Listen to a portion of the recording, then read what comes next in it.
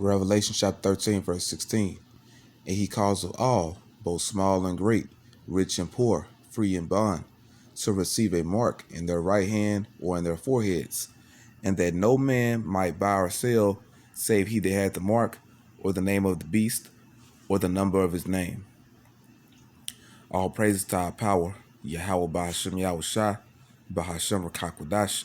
Double honor to our elder apostles and elder bishops of Great Millstone, GMS.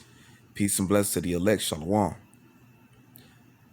Banning cash will lead to the MOTB.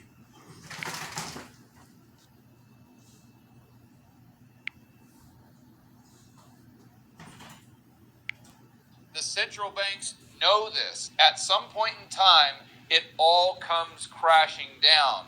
When it does, the big banks go to the central banks and say, hey, we need a bailout. We've got systemic risk. That's when the central banks look at the big banks and say, no, I don't think so. They let them fail. The central banks have then wiped out the small banks and the big banks, so they are now the only game in town. They have 100% control of the money and the credit. If they control the money and the credit, they control you.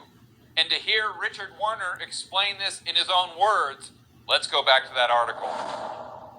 Here, Werner talks about the Bank of England, but you can insert the name of any central bank.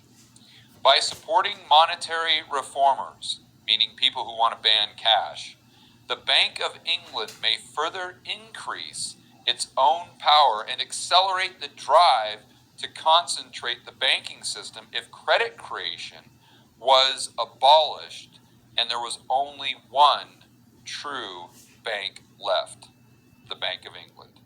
It would further the project to increase control and monitoring of the population, with both cash and bank credit alternatives abolished. All transactions, money creation, and allocation of that money would be implemented by the Bank of England. Werner goes on to imagine how the PR departments of the central banks and the mainstream media would spin this, how one could increase their security and safety with this digital money. What if one loses one's direct debit card?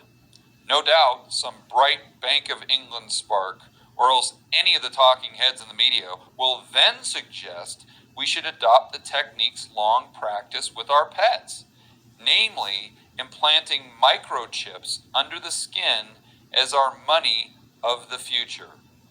Whether this spells progress, readers need to decide for themselves. So a cashless society, negative interest rates, and central banks being the only banks left on the planet, and microchips implanted under your skin. Using the GO scale, or the George Orwell scale, I want to hear what you think. Is this progress